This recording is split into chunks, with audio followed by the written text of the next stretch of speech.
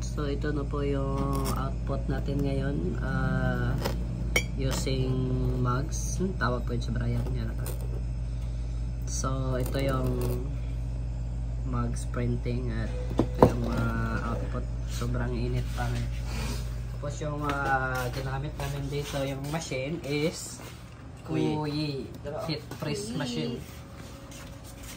So kung magsiset kayo ng timer, siset nyo lang dito yung sa Celsius, ito yung sa temperature, at ito yung F, hindi ko alam kung ano yan. Ito yung sa timer.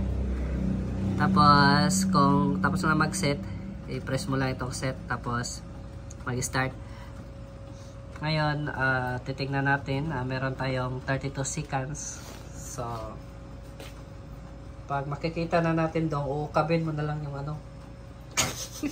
ako nang uukab dyan. So, nagpa-print po kami ngayon ng ganitong mga design. Ito ay sa birthday. Yung using namin yung Adobe Photoshop 6.3, yung old version. At yung ginamit namin yung machine, yung Epson L300. So, while printing ko ngayon, nakikita nyo na tumitingog na yung So, kukunin na yung isang baso at ukabin sa kanyang maliit na kuko. So, titingnan natin yan. Ayun na! Makikita nyo kung gaano kaliligtak yung mga produkto namin. So, ganon. Happy 60th birthday, Pitit at 28 at Roy. So, nakikita nyo, yun ang mga produkto namin na pwede na kaming tumanggap ng mga ganito na mga services. Actually, this is our first time na gumamit kami ng ganito. So, ngayon, nag-i-explore pa kami. So, nagpe-print.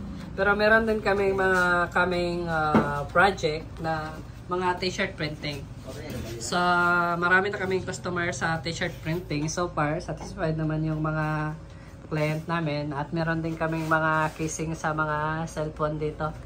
At gumagawa rin kami ng ganito, yung natawag nating lanyard.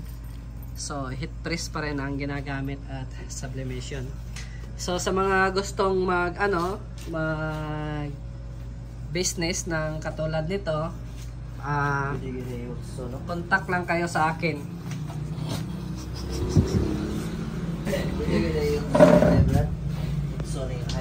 Okay, yan ang design.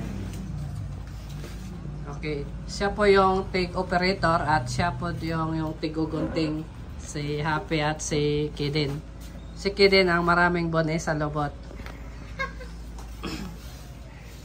At nag-aano din siya dito ng cellphone niya, nag-aayos din siya gumagawa ng cellphone. Ano ba to si Brian? At marami siyang pending.